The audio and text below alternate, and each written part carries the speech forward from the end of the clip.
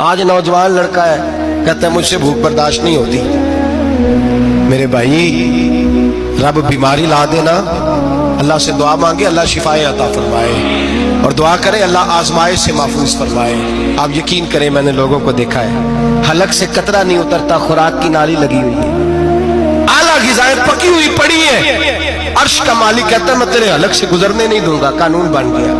میں نے دیکھا ہے ڈرپ پہ لوگ زندہ ہیں، بوتل لگی ہوئی ہے گلوکوز کی، گزارا چل رہا، اعلیٰ غذائیں پڑی ہیں، لاکھوں روپیہ تجوری میں پڑا ہے.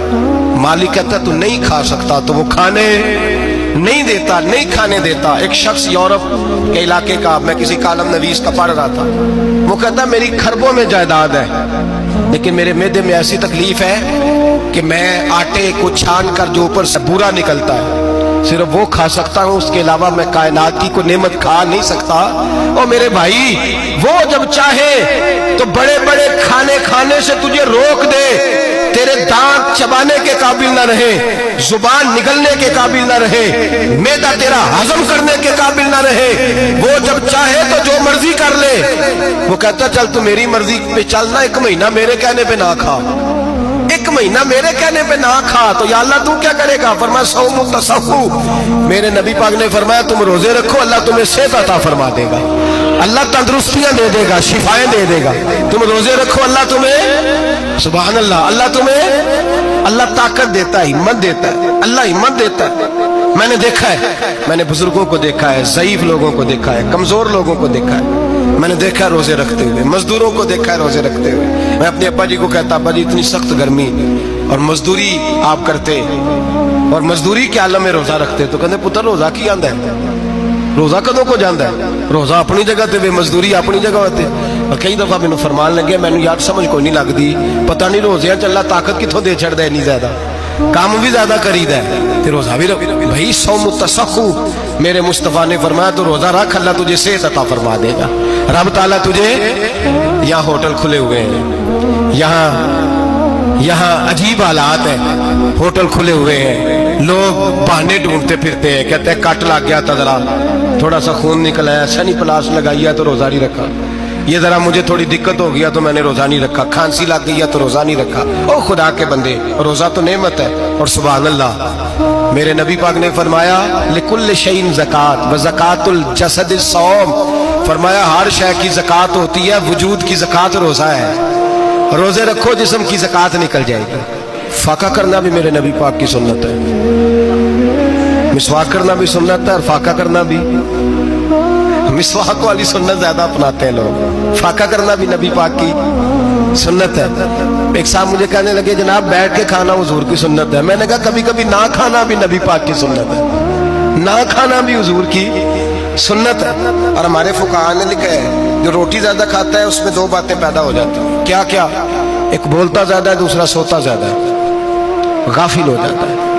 فقہ اور حکیم اطباء ڈاکٹر کہتے ہیں کہ پیٹ خالی رہے نا جس آدمی کا، اس کا حافظہ مضبوط ہوتا ہے، اس کے ذہن کی گرہ کھلتی ہے. زیادہ کھانے سے تو خماری چڑھتی ہے، دماغ ڈھونڈتے پھرنا روٹی کدھر سے آج اچھی ہے، گھر میں نہیں پکی تو ہوٹل چلے جانا، کھانے کے سوا اور کام ہی کوئی نہیں. اور صاحب میرے نبی پاک علیہ السلام نے فرمایا کافر 7 آنتوں سے کھاتا ہے، 7 آنتوں سے.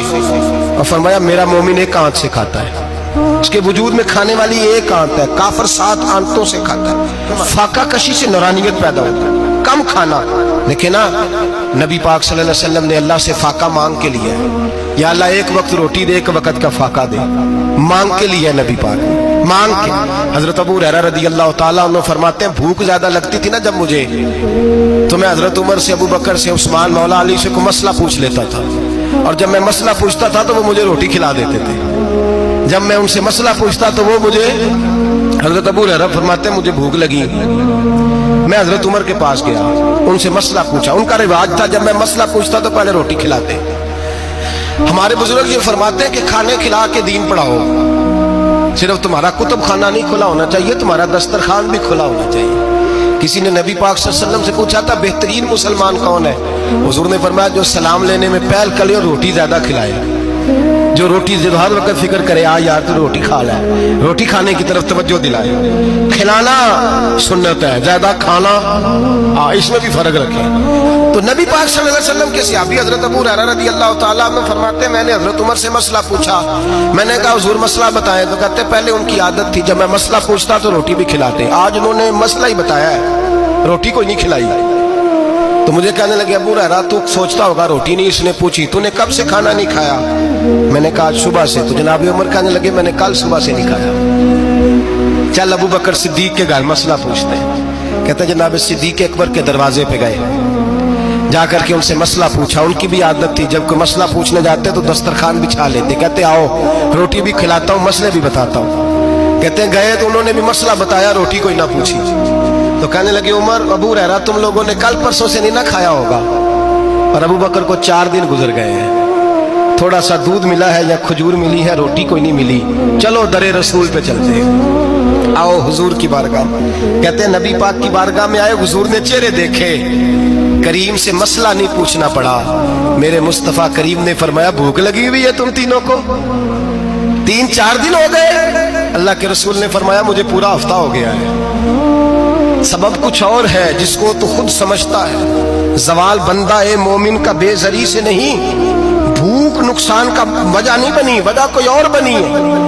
रिश्वतें के जो बाजार गर्म हुए हैं लूट मार के, ये रोटी के लिए नहीं, ये ज्यादा खाने के लिए, ये बैंक बैलेंस के लिए गर्म है। ये लूट मार का मकसद कोठियां बनाना है, रोटी का तो रब करीम का वादा है। जो रोज रोता है शाम को कि मेरा कारोबार कोई नहीं, असल में कहता है बंगला कोई नहीं, असल में कहता है कार कोई नहीं, पधारो कोई नहीं, रोटी तो अल्लाह अता फरमाता है, उसका वादा है।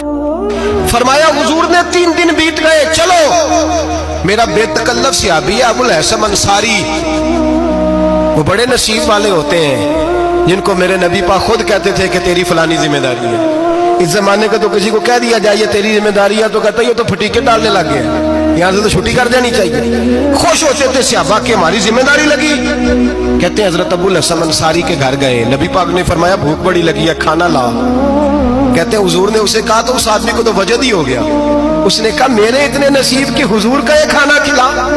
आओ देखो दुनिया वालों, आज जो सबसे ज्यादा इज्जत वाला है वो मेरा मेहमान बना हुआ है। फरमाते हैं वो दौड़े गए, बकरी उठाई, ज़िबा की, बीवी को कहने लगे रोटी तैयार कर। उधर खजूरें तोड़ी, अंगूर तोड़े, कहने लगे हुजूर आप जब तक तनावुल करें तब तक खाना पक जाता है। हजरत उमर कहते हैं रोटी पक के आई, बड़ा प्यारा गोश्त, बड़ा अच्छा सालन, बड़ा खूबसूरत खुलूस वाला खाना। फरमाते हैं मैंने बड़ा ही खाया। नबी पाक ने ना एक रोटी ली और छोटी चपाती, थोड़ा थोड़ा सालन कोनों से। और जब नबी पाक ने खा लिया तो हुजूर की आंखों में आंसू आए। हजरत अमर कहने लगे हुजूर रोए क्यों? नबी पाक ने फरमाया सोचता हूँ 7 दिन के फाके के बाद खाया है, पर डरता हूँ रब इसका हिसाब पूछेगा तो जवाब कैसे देना है, इसका हिसाब भी तो देना है ना जो खाया है। तो हजरत उमर फारूक के हाथ में कुछ चीज थी, जोर से जमीन पे मारी, का महबूबा 7 दिन के बाद भी रोटी खाए तो हिसाब देना है। नबी पाक फरमाने लगे उमर वो मालिक है ना, तो जब देता है तो हिसाब नहीं ले सकता, हिसाब तो देना है, हिसाब तो देना है, तैयारी रखो। सहाबाए किराम फरमाते हमने इरादा किया कि आज के बाद हम फिर फाके करेंगे, कम खाएंगे, इसलिए कि हिसाब देना है। मेरे भाई वो फाका कशी करते थे, डरते थे। वहां तो लोग खा के बीमार है, खाते जा रहे हैं, सोते जा रहे हैं, खाते जा रहे हैं, सोते जा रहे हैं।